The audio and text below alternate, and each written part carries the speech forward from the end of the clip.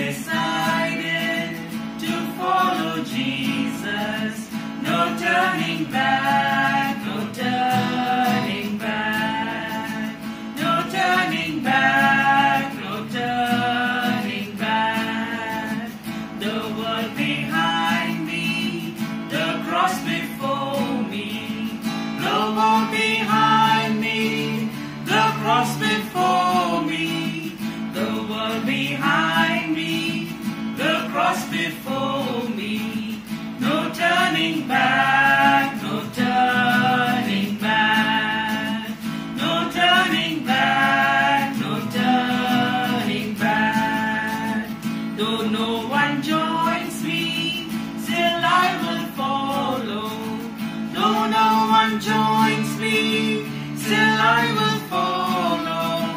Though no one joins me, still I will follow.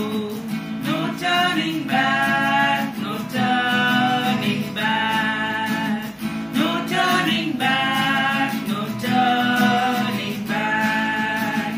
You take the whole world, but give me Jesus. You take the whole world, but give me Jesus. You take the whole world, but give me Jesus. No turning back, no turning back, no turning back, no turning back.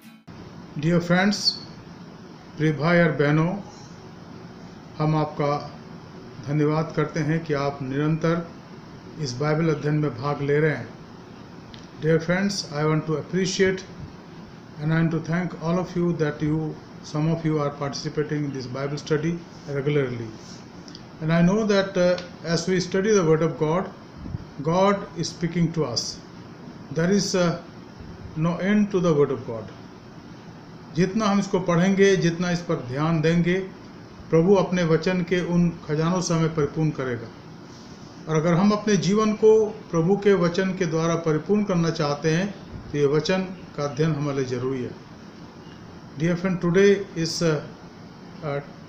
11th of June 2020 and we are towards the end of St. Paul's third missionary journey, and we have learned a lot of things about this journey. And after completing the entire journey and up to his Rome journey, we'll also maybe 1 or 2 or 3 sessions will spend in Bible study about reviewing the first, second and third missionary journey of St. Paul, because this is the backbone for our mission today in the church. मैं धन्यवाद देता हूँ संत पौलुस के missionary यात्राओं के लिए, जिसको अभी तक हम देख रहे हैं, और अभी भी तीसरी मिशनरी यात्रा के आखिरी भाग को आज हम देखेंगे. और फिर हम देखेंगे किस प्रकार से पौलुस के साथ वो सारी घटनाएं घटती है, इसके वजह से वो रोम को चले जाते हैं और वहाँ पर उनको बंदी के रूप में रखा जाता है. और ये बताया जाता है कि वहाँ रोम में ही सन 62 से 64 AD के बीच में संत पौलुस को प्रभु के लिए शहीद होना पड़ता है. और ये हमारे कलीसिया के लिए, हम सब के लिए बहुत धन्य बात है कि हम प्रभु के सुसमाचार के लिए न केवल अपने आप को देते हैं, लेकिन अगर उसके कारण हमें मृत्यु का भी सामना करना पड़े तो हम तैयार रहते हैं. Dear friends, I am grateful to share this thoughts with you, that since we are follower of Jesus Christ, not only in the good days, not only when everything is normal, but even when the things are not normal, the things go against us, we should be willing to follow Christ. And then if there is a plan of God for me and for any of us to be martyred for Christ, we should be ready for that. That is what God wants. That is what Jesus wants from us. That we should be ready to follow Him in life and in death. And therefore, this study becomes more of important for me and for all of you. आइए हम प्रार्थना करें और अपने आप को प्रभु के सामने रखें. Heavenly Father, we thank you and praise you for this time that you have given to us. We thank you, Lord, that today we could study your word, which talks about the third missionary journey, the end part of it, of Saint Paul, one of the greatest missionaries of entire history of the church, the one who offered himself for the sake of Christ and was ready to even die for the Lord. Lord, give us that motivation, give us the spirit, Lord, that we too also be ready always in life or in death to follow Christ. Heavenly Father, speak to us, lead us and guide us. In Jesus' matchless name I pray. Amen. Dear friends, the text for today is Acts chapter 21 and 7 to 26. प्रेरितों काम उसका 21 अध्याय उसके 7 पद से 26 पद तक हमारा टेक्स्ट है, जिस पर आज हम अध्ययन करेंगे। मैंने आपको कल कहा था किस प्रकार से संत पौलुस ने अपने आप को तैयार करा और अब वो कैसरिया में आ गए हैं और अब वहाँ से यरूशलेम को जाएंगे। 7 पद में लिखा है, जब हम सूर से जल यात्रा पूरी करके पतुलिमयस में पहुँचे और भाइयों को नमस्कार करके उनके साथ एक दिन रहे। दूसरे दिन हम वहाँ से चलकर कैसरिया में आए और फिलिप्पी सुसमाचार प्रचारक के घर में, जो 7 में से एक था, जाकर उसके यहाँ रहे। अब आप जानते हैं कि फिलिपुस कौन है। आपको याद है कि प्राथमिक समय में, in the beginning, the 7 deacons were dedicated. और आप जानते हैं कि शुरुआत में पेंतकुस्त के बाद जब कलीसिया बढ़ने लग गई, लोग आने लग गए, तो लोगों ने ये शिकायत करी कि जो ओल्ड लोग हैं, खासकर जो विडोज हैं और बाकी लोग हैं जो नीडी हैं, उनकी उपेक्षा हो रही है। और तब चेलों ने कहा, प्रभु के शिष्यों ने कहा कि अच्छा नहीं कि हम वचन के प्रचार को छोड़ करके खाने पीने की बात की तरफ लगे रहें। इसलिए उन्होंने 7 जनों को चुना जो पवित्र आत्मा से परिपूर्ण थे, सुनाम थे और परमेश्वर की सेवा में अपने आप को देते थे। और उन्हीं 7 लोगों में ये फिलिपुस भी था। आपको याद है स्तिफनुस, जो उनमें से एक व्यक्ति था, 7 में से एक, और जिसको यरूशलेम में शहीद होना पड़ा सुसमाचार के प्रचार के कारण। तो ये एक बहुत बड़ी बात है हमारे लिए कि कलीसिया के अग्रणी जनों में जो शहीद हुए, उनमें से स्तिफनुस का नाम आता है, जो एक लेमन थे, एक डिकन थे, जो प्रेरित नहीं थे, लेकिन उनको चुना गया था प्रेरितों के द्वारा कि सेवा कार्यों को देखे। और लिखा है कि जब वो प्रचार करने लगे तो उसका मुखड़ा स्वर्गदूतों का सा हो गया और लोगों ने उसको पत्थर से मारा और समाप्त कर दिया। इसलिए उन्हीं में से ये व्यक्ति था जिसका नाम था फिलिपुस, और वो भी प्रचार करता था। और अब वहाँ पर वो कैसरिया में रहता था, कैसरिया जो समुद्र के किनारे का छोटा सा नगर था। और यहाँ उसका परिचय दिया गया है। 8 पद में लिखा है, दूसरे दिन हम वहाँ से चलकर कैसरिया में आए और फिलिपुस सुसमाचार प्रचारक के घर में, जो 7 में से एक था, जाकर उसके यहाँ रहे। फिलिपुस के घर में ये लोग चले गए और वहाँ वो टिके कुछ समय के लिए। और लिखा है कि फिलिपुस जो प्रभु का सेवक था, उसकी 4 कुमारी पुत्रियां थीं, लड़कियां थीं, जो नबूवत करती थी। कितना धन्य बात है, कितनी धन्य बात है। It's a blessed thing. This is 4 daughters who were still virgin. They had the great anointment from the Lord and they were the prophets.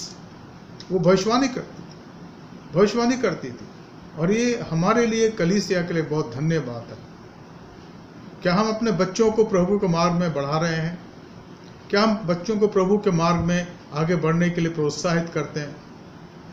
हमारे बहुत से माँ बाप करते तो हैं, लेकिन वो ध्यान देते कि बच्चों की पढ़ाई लिखाई ठीक हो जाए और वो उत्तम कार्य को करे, जीवन में अच्छे कार्य को करे।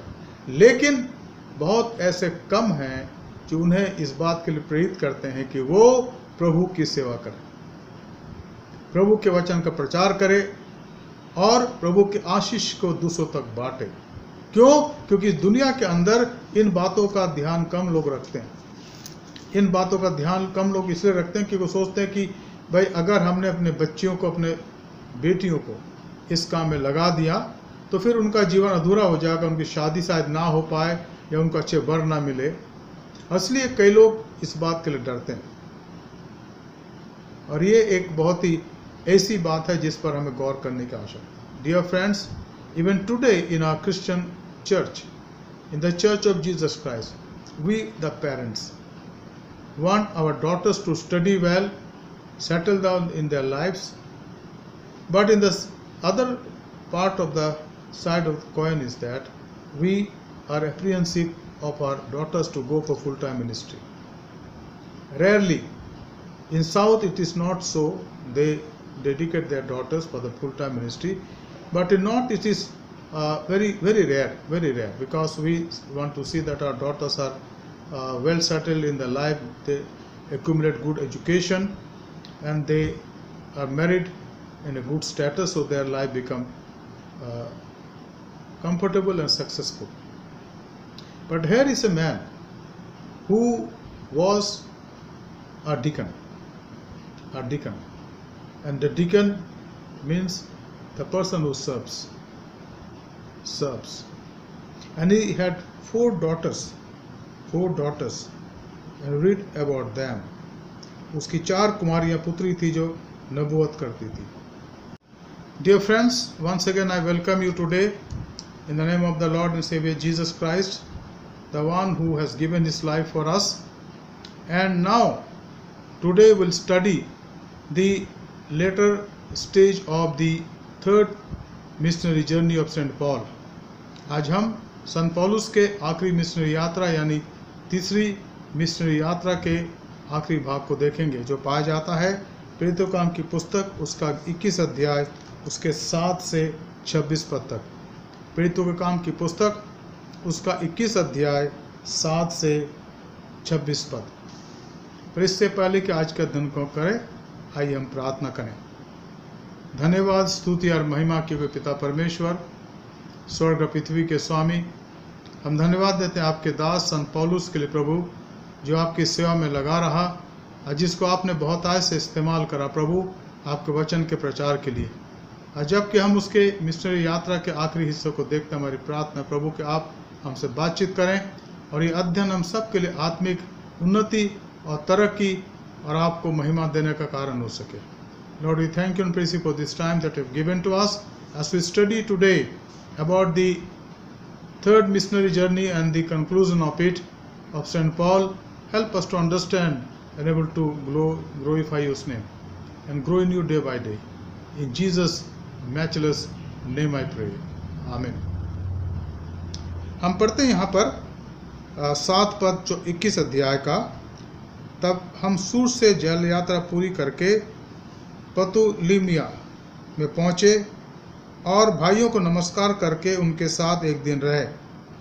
दूसरे दिन हम वहाँ से चलकर कैसरिया में आए और फिलिपुस सुसमाचार प्रचारक के घर में, जो 7 में से एक था, जाकर उसके यहाँ रहे। उसकी 4 कुमारी पुत्रियाँ थी जो भविष्यवाणी करती थी। मित्रों, आपको याद होगा कि जब कलीसिया का काम बढ़ने लगा, प्रभु के लोग बढ़ने लगे और वो ज़्यादा व्यस्त हो गए प्रभु के सुसमाचार के प्रचार के काम में, तो उन्हें वो काम भी देखना पड़ता था जो लोग के रख रखाव था, खाने पीने के इंतजाम करने का था और बाकी बातें थी। और तब उन्होंने कहा कि अच्छा नहीं कि हम प्रभु की सेवा को छोड़ करके इस खाने और पीने की सेवा के अंदर लगे रहे। उन्होंने इस काम को उन लोगों को देना चाहा और वहाँ लिखा है कि उन्होंने उन लोगों को चुना जो सुनाम थे, जिनका रेपुटेशन, जिनका सम्मान सारे समाज में था, और लिखा है पवित्र आत्मा से परिपूर्ण, तो उनको चुना गया। और उन्हीं में से एक व्यक्ति था फिलिपुस, और एक और व्यक्ति थे जो शहीद हो गए जिसका नाम था स्तिफनुस। और इसलिए प्राथमिक कलीसिया के अंदर जो व्यवस्था का कार्य था, या हम कह सकते हैं मैनेजरशिप का काम या मैनेजमेंट का काम, उसके अंदर भी जो लोग लिए जाते थे वो सुनाम लोग होते थे। They were well of well reputation and filled with the Holy Spirit. आज के संदर्भ को अगर हम देखें तो शायद ऐसा बहुत कम मिलता है। हम दुनिया के एजुकेशन की डिग्री की बात तो करते हैं, लेकिन बहुत ही कम लोग हैं जो कहते हैं कि उनका नाम अच्छा हो पूरे समाज में और वो पवित्र आत्मा से परिपूर्ण, और इसलिए उसका परिणाम आज हम देख रहे हैं। लेकिन उस समय ऐसा नहीं था। उस वक्त सारी बातें अलग थी। लोग सच में प्रभु के डर और भय में काम करते थे। आज हम कितने प्रभु के डर और भय में काम करते हैं हम इस बात को जानते हैं। उसका बखान यहाँ पर नहीं करना चाहिए और करने की आवश्यकता भी नहीं। तो यहाँ पर लिखा है कि संत पौलुस और उसकी टीम फिलिपुस के घर में रुके थोड़े समय के लिए, और लिखा कुछ दिन तक वहाँ रहे, बहुत दिन वहाँ रहे। और उसकी 4 बेटियां थी फिलिपुस की, जो नबूवत करती थी। Philip had 4 daughters, they had 4 daughters and they prophesied. It means they were in the service of the Lord. For them to serve Jesus was the foremost task in their lives. यहाँ भी अगर हम कंपेयर करें तो हम बहुत कम आते हैं। यहाँ पर हमारा अनुपात बहुत कम हो जाएगा, क्योंकि हमारे समाज में आज बेटियां तो बहुत पढ़ी लिखी होती है, अच्छी बात है, लेकिन कितनी बेटियां हैं जो प्रभु के सेवा में आ रही हैं, ये एक सोचने की बात है। और उस पर अभी हम चर्चा नहीं करना चाहते हैं, क्योंकि ये संदर्भ हमारा अलग है। लेकिन यहाँ पर हम धन्यवाद देते प्रभु का, उसकी स्तुति करते हैं फिलिपुस के लिए, जो एक डिकन मात्र थे, और उसकी 4 बेटियां प्रभु के काम में संलग्न थी। वो नबूवत करती थी, प्रचार करती थी, और जहाँ प्रभु उनको ले जाता था प्रभु के काम को करती थी। यहाँ लिखा है कि 10 पद में, जब हम वहाँ बहुत दिन रह चुके तो अगबुस नाम एक नबी यहूदिया से आया। पहली बात हमने देखा कि यहाँ पर ये सूर से जल यात्रा करके पतुलिम यस में पहुँचे, और वहाँ से विश्वासियों को नमस्कार करके, भाइयों को नमस्कार करके। दूसरी बात हम यहाँ देख रहे हैं कि वो कैसरिया पहुँचे, जहाँ पर फिलिपुस ने उन्हें अपने घर में रखा, फिलिपुस ने उनको अपने घर में रखा। तीसरी बात यहाँ पर यह है कि जब वो वहाँ बहुत दिन रह चुके, यानी कैसरिया में बहुत दिन रह चुके, और वहाँ भी वो प्रचार करते होंगे, क्योंकि पौलुस जहाँ भी गया उसने प्रचार करा, कभी शांत न रहा। कि पवित्र आत्मा ने कहा था, दर्शन में कहा था कि पौलुस शांत मत रहो, कहे जाओ। तो यहाँ भी मैं विश्वास करता हूँ, हालांकि लिखा नहीं, लेकिन पौलुस वहाँ प्रचार करते होंगे और अपने मित्रों के साथ। तो वहाँ लिखा है कि एक ऐसा व्यक्ति वहाँ पर पहुँचा, या लिखा है 10 पद में, जब हम वहाँ बहुत दिन रह चुके तो अगबुस नामक एक नबी यहूदिया से आया। कैसरिया पहुँचा, जो ज़्यादा दूर नहीं था, लेकिन वो यहूदिया से आया एक विशेष संदेश लेकर के। और संदेश को हमें पर पढ़ते हैं। क्या संदेश था? उसने हमारे पास आकर पौलुस का कटिबंध लिया, बेल्ट जो पौलुस बांधते थे, कटिबंध, उसको उन्होंने लिया और कहा, और उसे अपने हाथ और पांव बांध कर कहा। उससे उसने अपने हाथ और पांव बांधे, डिमोन्स्ट्रेशन देना चाहता। और क्या कहा उसने कि पवित्र आत्मा ये कहता है कि जिस मनुष्य का ये कटिबंध है उसको यरूशलेम में यहूदी इसी रीति से बांधेंगे और अन्य जातियों के हाथ में सौंपेंगे। भविष्यवाणी हो गई। यहूदिया से जो आया व्यक्ति था, जिस नाम यहाँ दिया गया अगबुस, उसने ये नबूवत करी, भविष्यवाणी करी कि ये व्यक्ति जिसका ये पटुका है, ये बेल्ट है, पवित्र आत्मा मुझसे कहता है कि जब ये व्यक्ति यरूशलेम में जाएंगे तो यहूदी लोग उसको बांधेंगे और बांध करके किनके हाथ में दे देंगे? अन्य जाति के हाथ में सौंप देंगे। और निश्चित रूप से ये भयंकर परिणाम की तरफ इंगित कर रही थी बातें। और ये उस समय फिलिप के घर में कैसरिया के अंदर पौलुस को बता दिया गया अगबुस के द्वारा। और यहाँ कहा गया पवित्र आत्मा ये कहता है, वही पवित्र आत्मा जो पौलुस से बात करता था, इसने अब उससे बात करी, अगबुस से बात करी, जो प्रभु का दास था, प्रभु का सेवक था, यहूदिया के अंदर प्रचार करता था। अगर हम में से कोई होते वहां पर तो सोचने लगते कि अभी जाना है या 6 महीने पोस्टपोन कर दो, जब सब कुछ ठीक हो जाएगा तो फिर जाएंगे। और कभी कभी हम यही कहते हैं कि जो कार्य हमें करना चाहिए था उसको नहीं करके थोड़ा पोस्टपोन कर दो, थोड़ा ठहर जाओ। लेकिन क्या उस ठहराव में पवित्र आत्मा की मर्जी है या नहीं है, उस बात को देखने की आवश्यकता है। और अगर उस ठहराव में पवित्र आत्मा की मर्जी है तो सब कुछ ठीक चलेगा, चाहे कोई सा बात क्यों ना। Anything that going to happen us as a church, sometime the Lord indicates, and now he is indicating, is already started indicating. The locust came, टिड्डियाँ आई, और हमने देखा न्यूज़ के अंदर कि हजारों लाखों के तादाद में टिड्डियाँ आ रही, लिखा हुआ है। दूसरा इतिहास 7 अध्याय 13 पद को पढ़ लीजिएगा। Is very very clear there कि मैं तुम्हें दंड देने के लिए टिड्डियों को भेजूंगा। और भी बातें हैं, और भी चीजें हैं, पेस्टिलेंस, महामारी जो अब चल रही है, जिससे हम डरे बैठे हुए। लेकिन हाँ, हम उस पर विश्वास करते हैं कि प्रभु हमें संभालता है, आगे संभालेगा। तो डर हमारे जीवन में कम हो जाता है, लेकिन डर है कहीं ना कहीं तो है, कहीं ना कहीं तो है। हम आपस में अपने घर में जाते हैं, किसी दूसरे घर में जाते हैं तो अपने हाथ को साफ करते हैं, हाथ धोते हैं, ताकि इन्फेक्शन ना हो। इन्फेक्शन है या नहीं, लेकिन अपने आप को हम सावधान कर लेते हैं। कपड़ों का ध्यान रखते हैं, पानी के पीने का ध्यान रखते हैं, भोजन का ध्यान रखते हैं, सारी बातें।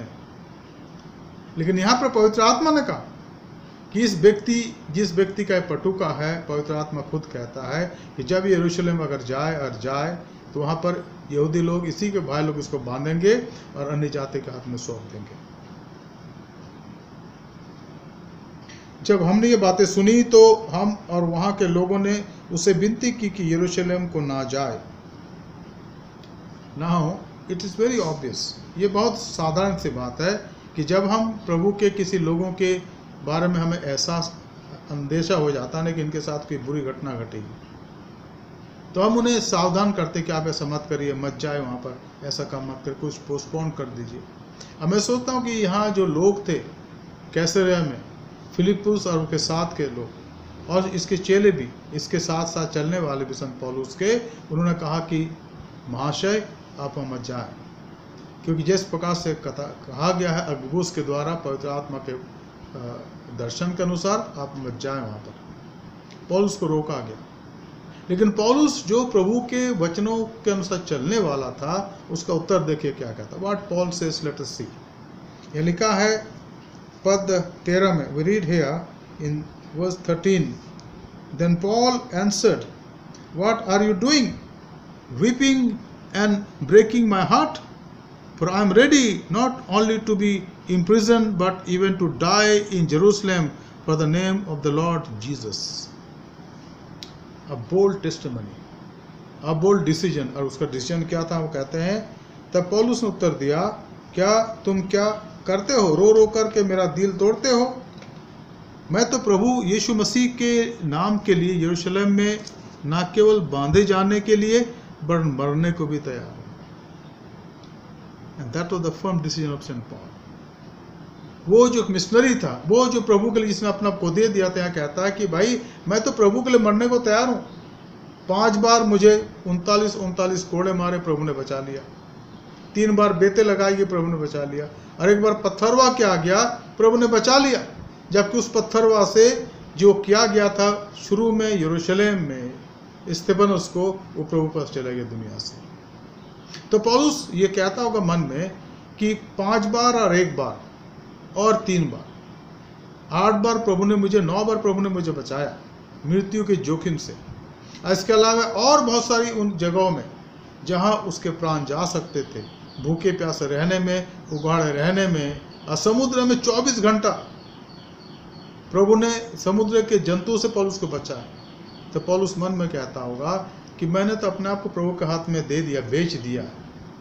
अगर वो जीवित रखेगा तो मैं सेवा करूंगा, नहीं तो वहां आके उसकी महिमा करूंगा। और वो उसके अंदर जो एश्योरेंस पाया गया, आश्वासन पाया गया, अब प्रभु के बुलाहट की सच्ची अनुभूति पाई। वो कहता है कि तुम मेरे मन को और मेरे आत्मा को क्यों दुखित कर रो रो करके, मत रो मेरे लिए, क्योंकि मैं इन्हें इस बात के लिए अपने आप को दे दिया। उसने कहा अपनी गवाही में ना, हमने पढ़ा गलातियों 2:20 में कि मैं मसीह के साथ क्रूस पर चढ़ाया गया हूँ।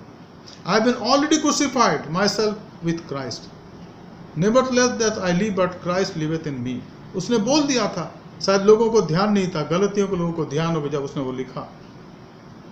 तो उसने लोगों से कहा कि आप मेरे मन को मत दुखाओ, मैं तो प्रभु यीशु मसीह के लिए यरूशलेम में बांधे जाने को तैयार हूँ, और अगर वहाँ मेरी जान चली जाए उसके लिए भी मैं तैयार हूँ। जब उसने ना माना तो हमने यह कहकर चुप हो गए, प्रभु की इच्छा पूरी हो। And what happened then? We read here 14th verse. And since he would not be persuaded, we ceased and said, let the will of the Lord be done. अरे हम यही बार कई बार कहते हैं, जब हम प्रभु के उन सेवकों को देखते हैं जो प्रभु के लिए संपूर्ण रूप से डेडिकेटेड हैं और उनके जीवन में परेशानी आ रही है, हम कई बार उनको रोकना भी चाहते हैं, लेकिन हम चुप इसलिए हो जाते हैं कि हम कहते हैं प्रभु आपकी इच्छा पूरी हो।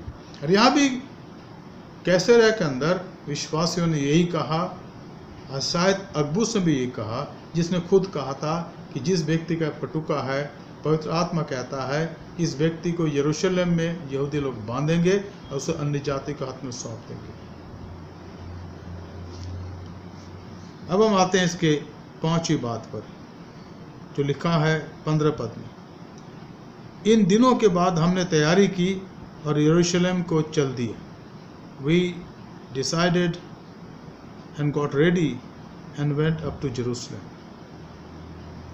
ये वो जगह थी जहाँ पौलुस पाला पोसा बड़ा हुआ, जहाँ वो बड़ा हुआ था, और गमलीएल के चरणों में उसने पढ़ाई करी थी। अब वहीं वो आता है, अरे प्रभु की अनोखी योजना, उसको वो अपने घर ले आता है कि अब वहाँ वो प्रचार करे। कैसरिया से भी कुछ चेले हमारे साथ हो लिए और हमें मनासोन नामक साइप्रस के एक पुराने चेले के यहाँ ले गए कि हम उनके यहाँ टिके। और यरूशलेम में जब पहुँचे वो, तो उन्हें एक और व्यक्ति मिला जिसका नाम था मनासोन, जो साइप्रस का निवासी था, प्रभु का विश्वासी था, जहाँ का गमलीएल भी था, जहाँ का प्रभु का वो दास था जो पौलुस के साथ पहले रहता था, जिसने पौलुस की मदद और सहायता करी थी, और पौलुस के साथ साथ चलता रहा। बरनबास जो साइप्रस का था। और यहाँ पर लिखा है कि ये व्यक्ति भी साइप्रस का था और उनके यहाँ भी ये लोग रहे यरूशलेम। अब हम 5वीं बात को देखते हैं, जहाँ हम पढ़ते हैं 15 पद में, 21-15 में लिखा है, इन दिनों के बाद हमने तैयारी की और यरूशलेम को चल दिए, और कैसरिया से कुछ चेले हमारे साथ हो लिए, और हमें मनासोन नामक साइप्रस के एक पुराने चेले के यहाँ ले आए कि हम उनके यहाँ कुछ दिन टिके। अब ये जो शिष्य है जिसका घर साइप्रस में था और उसका नाम मनासोन था, वो भी यहाँ पर रहता था कैसरिया में। और फिलिप्पिस के घर से निकलने के बाद ये कुछ दिन उनके घर में भी रहे, यानी मनासोन के घर में रहे, और प्रभु की सेवा वहाँ से भी करी। इस प्रकार से हम आगे आते हैं 6वीं बात पर, जहाँ लिखा है पद 17 में लिखा है, जब हम यरूशलेम में पहुँचे तो भाई बड़े आनंद के साथ हमसे मिले। दूसरे दिन पौलुस हमें लेकर याकूब के पास गया, जहाँ सब प्राचीन इकट्ठे थे। अब यहाँ पर इस बात को देखिएगा कि पौलुस उन लोगों को जानता था कि ये उसका घर था यरूशलेम, और वहाँ कौन क्या कर रहा है, कहाँ रहते हैं, पौलुस को बहुत सारी बातें पता थी। और पौलुस अपने साथ के लोगों को और 2-4 लोग जो उसके साथ आए थे कैसरिया से, उन सबको कहाँ लेकर गया, यरूशलेम में याकूब के पास ले गया। याकूब के पास ले गया। याकूब वही व्यक्ति है जिसने यरूशलेम काउंसिल की अध्यक्षता की थी, जो यरूशलेम के काउंसिल के अंदर वो मुख्य व्यक्ति थे।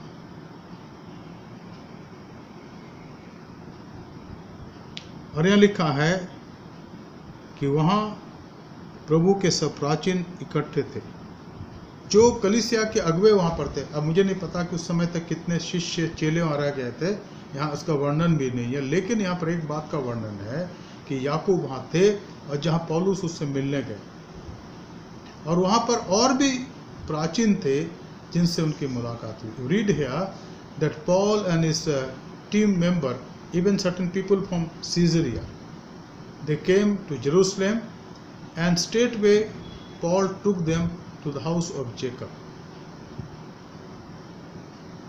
and they had a great time sharing about all the report, all the work that they had done in the mission field.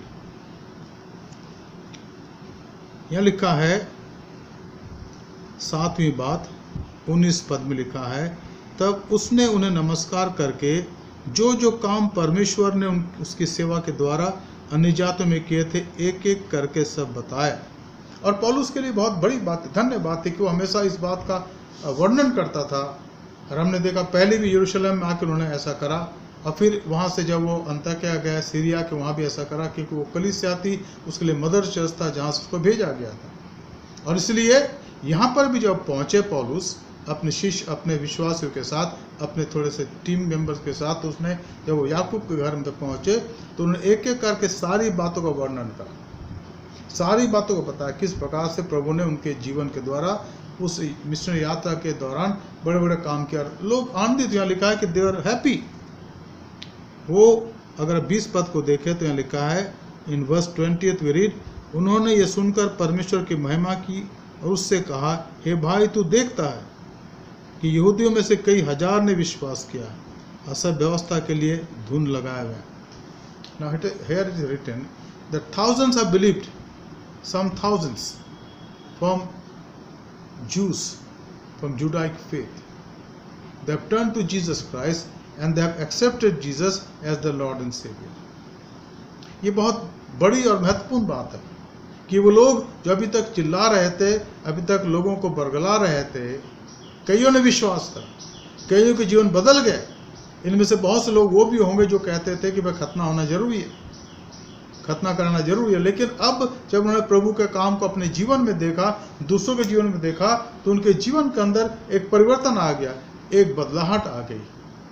अरे लिखा है कई हजार यहूदियों ने विश्वास किया.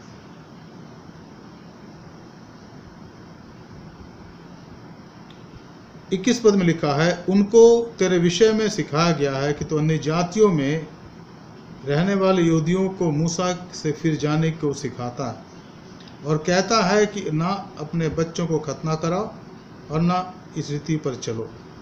अब यहाँ पर भी पौलुस का विरोध होने लगा. जिन्होंने विश्वास करा तो ठीक है, लेकिन जो और भी यहूदी लोग वहाँ थे यरूशलेम में, उनको ये सिखाया जाने लगा विरोधियों की तरफ से. ये विश्वासी नहीं थे, ये यहूदी मत के कट्टर मानने वाले थे.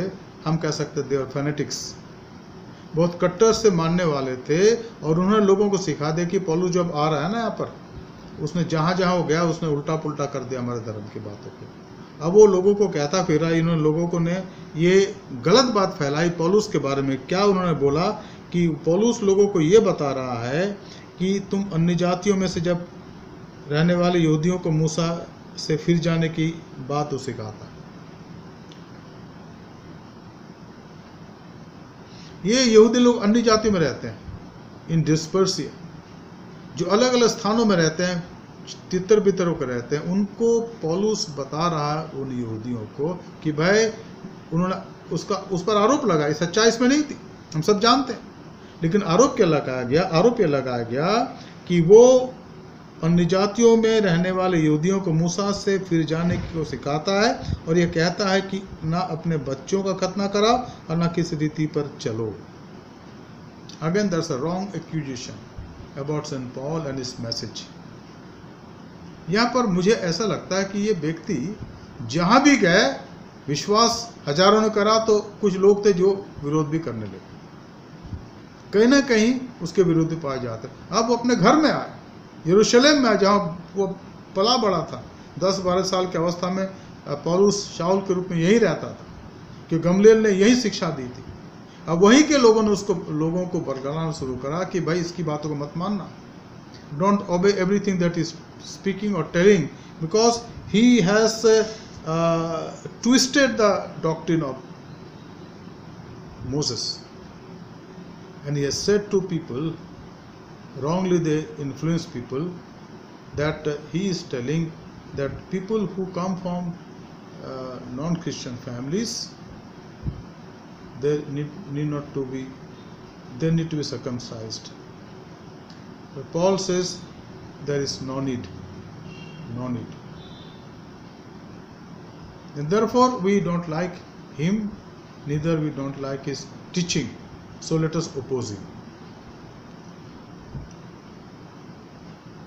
22 पद, तो फिर क्या किया जाए? लोग अवश्य सुनेंगे कि तू आया है।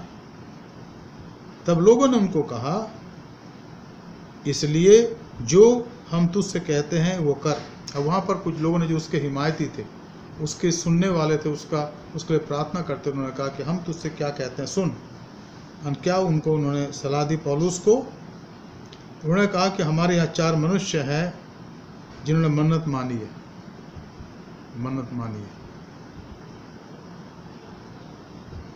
उन्हें लेकर उनके साथ अपने आप को शुद्ध कर और उनके लिए खर्चा दे कि वह अपने सिर मुड़ाए।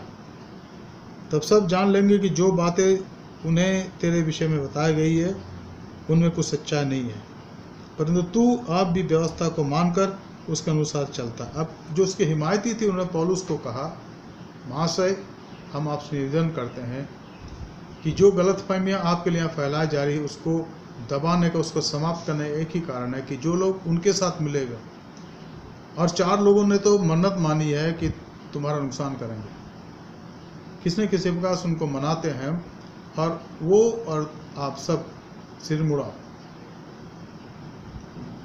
उनके साथ उनके समान काम करो। तब वो जानेंगे कि जो बातें पौलुस के बारे में आपके बारे में कहा गया वो गलत है, और पौलुस ने यहाँ पर ऐसा ही करा। यहाँ लिखा है, देखिए, इसलिए जो हम तुझसे कहते हैं वो कर। हमारे यहाँ 4 मनुष्य हैं जिन्होंने मन्नत मानी है, उन्हें लेकर उनके साथ अपने आप को शुद्ध कर और उनके लिए खर्चा दे कि वे सिर मुड़ाए। तब सब जान लेंगे कि जो बातें उन्होंने तेरे विषय में बताई है उनमें कोई सच्चाई नहीं है, परंतु तू आप भी व्यवस्था को मानकर उसके अनुसार चलता है। परंतु उन अन्यजातियों के विषय में जिन्होंने विश्वास किया है, हमने निर्णय करके लिख भेजा है। अब यहाँ पर ये विश्वासी लोग और जो पुरनीय हैं, जो 2-3 चेले यहाँ रह गए थे, याकूब और बाकी लोग, वो ये कहते हैं कि हमने तो बहुत सालों पहले एक निर्णय लिया था यरूशलेम काउंसिल में, और हमने क्या लिखा था उसको दोबारा यहाँ दोहराया जाता है। यहाँ लिखा है, यहाँ देखिए 25 पद में, परंतु उन अन्य जातियों के विषय में जिन्होंने विश्वास किया है, हमने निर्णय करके लिख भेजा था कि वे मूर्तियों के सामने बलि के मांस से और लहू से और गला घोटुओं के मांस से और व्यभिचार से बचे रहे। वही 4 बातें फिर से यहाँ आ गई। अरे उनको याद थी जो वहाँ के काउंसिल में थे, आसपास रहते थे।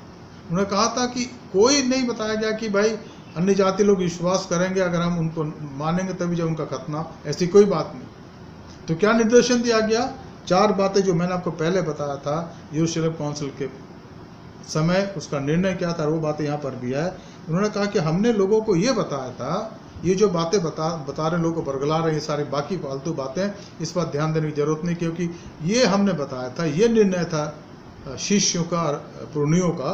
यरूशलेम के क्या निर्णय था जिसको हमने देखा था पहले भी, हमने यह निर्णय उनको लिख भेजा था कि वे मूर्तियों के सामने बलि के मांस से, पहली बात। दूसरी बात, और लहू से और गला घोटुओं के मांस से, दूसरी तीसरी एक साथ है, और लहू से और गला घोटुओं के मांस से, और चौथी बात व्यभिचार से बचे रहे।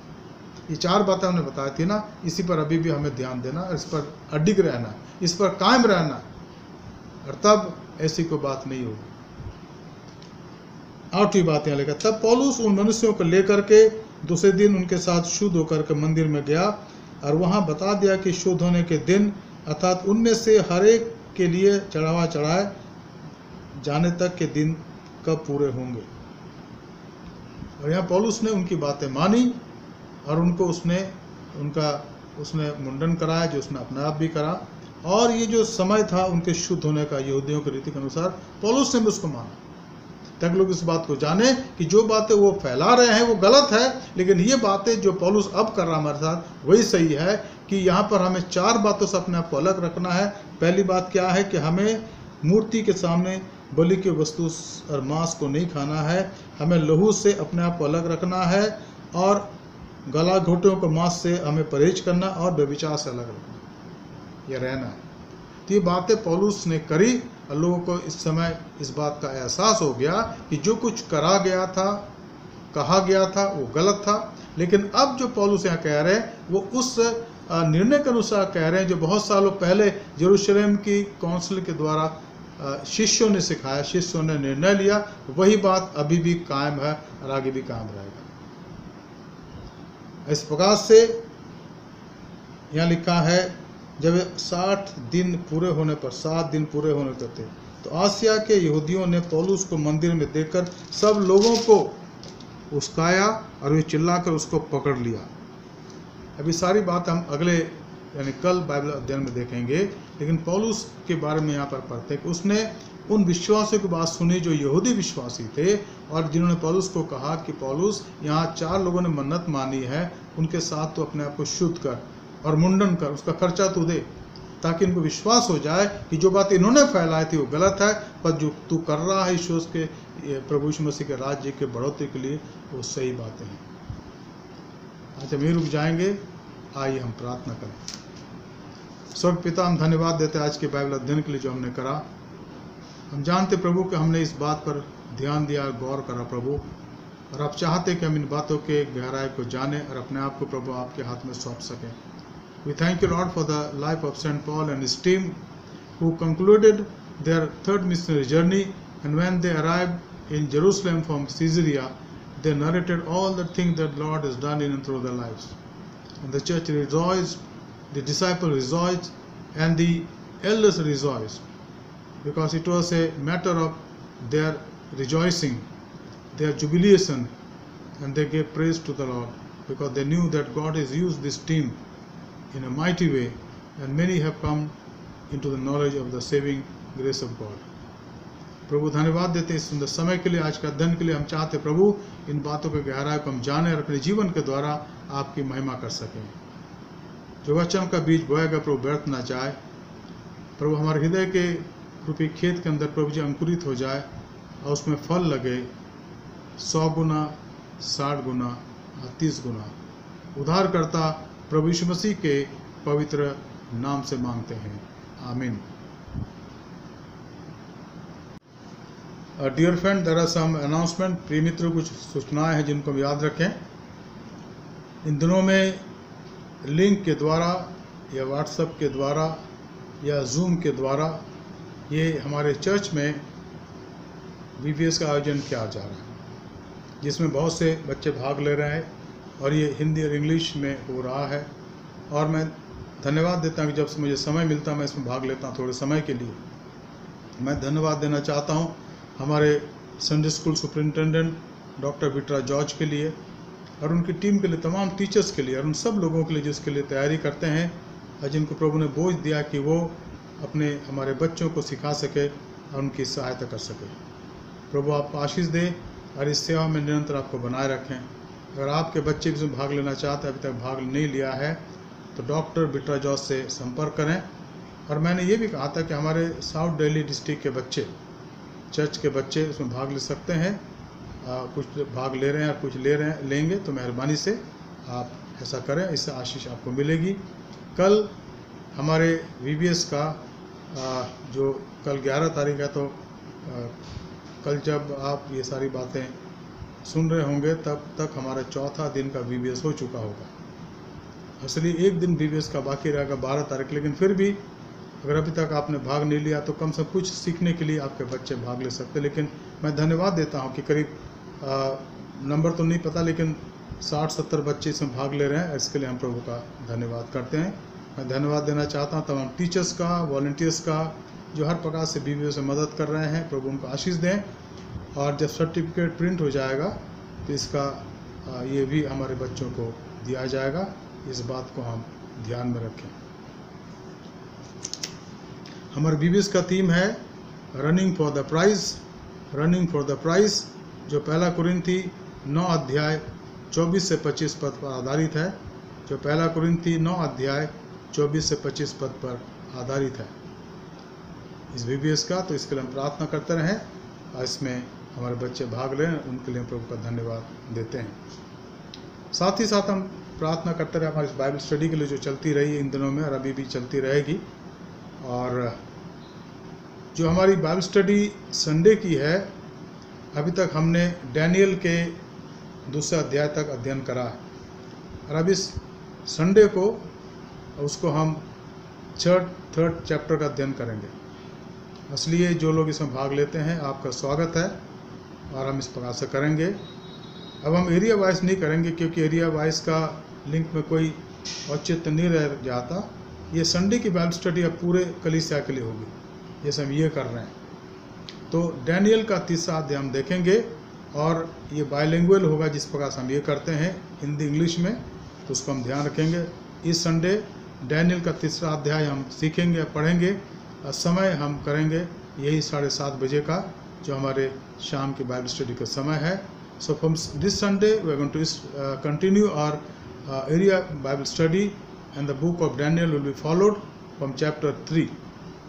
And I request all of us who are participating in this Bible study, you are most welcome, because we cannot differentiate area wise, because this is by Zoom or this is by video recorded Bible study.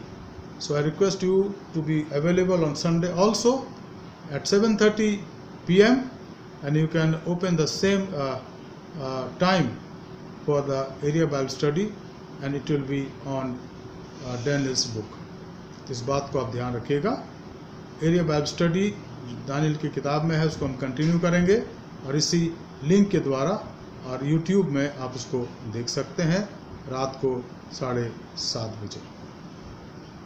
Dear friends, we need to continue to pray for our country, pray for our country's leader, our president, our prime minister, our governors, our chief ministers, our army, jawan and our police, and those all who have the authority to govern this land. Let us pray for them so that God's grace is upon them and they may continue to serve the Lord.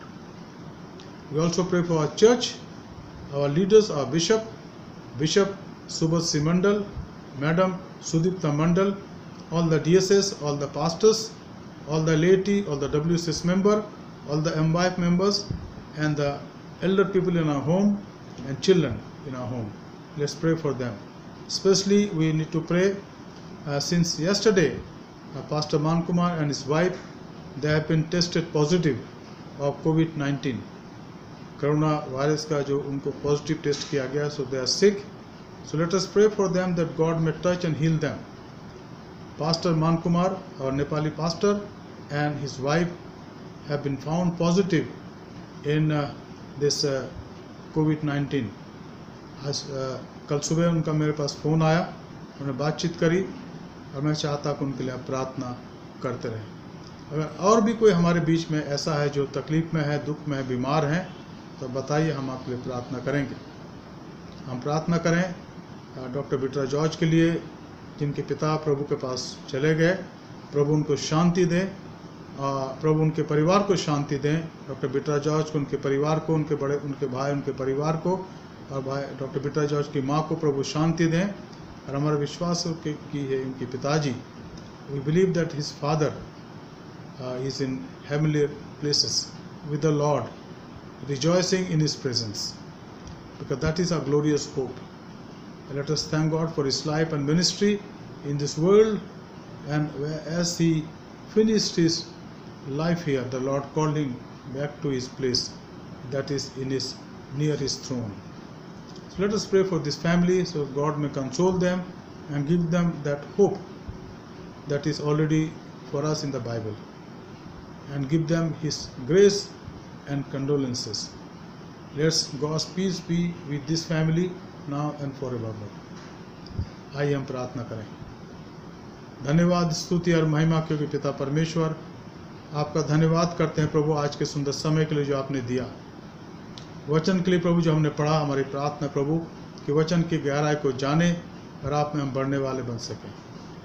हे प्रभु, हम प्रार्थना करते हैं हमारी कलीसिया के हर एक परिवार के लिए, हर एक माँ बाप के लिए, हर एक बच्चों के लिए, हर एक जवानों के लिए, हर एक बुजुर्गों के लिए। प्रभु, आप उनकी सुधिल, उनकी सहायता करें ताकि उनका जीवन, उनकी सेवकाएँ आपको पसंद आए। हम खास प्रार्थना करते हैं डॉक्टर पीटर जॉर्ज के परिवार के लिए, उनकी माँ के लिए। प्रभु, उनको शांति दें और अपना इस बात का एहसास उनको दें कि उनके पिता जो इस दुनिया से चले गए हैं, आज वो आपके पास हैं, आपके आनंद में, आपकी शांति में। इस प्रकार से प्रभु, जो दुखी हैं, परेशान हैं हमारे कलीसिया के अंदर, प्रभु आप उनको शांति दें और अपना हाथ उन पर रखें। तो VBS का प्रोग्राम चलता है, उस पर आपके आशीष हो। जितने बच्चे भाग लेते हैं उन पर आशीष हो प्रभु, और जो टीचर्स हैं बाकी लोगों को सिखाते हैं, उनकी मदद करते हैं, उन सब पर आपके आशीष हो। आज के सुंदर समय के लिए आपका धन्यवाद करते हुए इस प्रार्थना को हमारे उद्धारकर्ता प्रभु यीशु मसीह के पवित्र नाम से मांगते हैं, आमीन। और अब हमारे खुदा यीशु मसीह का फजल, खुदा बाप की मोहब्बत, रूह कुदुस की फाकत और शराकत हमें सारे के साथ इस समय और हमेशा तक होती रहे। And now may the grace of our Lord Jesus Christ, love of the Father and sweet communion of the Holy Spirit rest and abide with all of us now and forevermore. Amen. Jesus is Lord.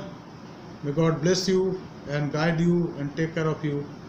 Let His face shine upon you, so that we may also have His peace in us and share that peace with the world. May God bless you. Take care of you. Take care of yourself also. Good night. आप सबों को शुभ रात्रि। प्रभु आपके साथ रहे।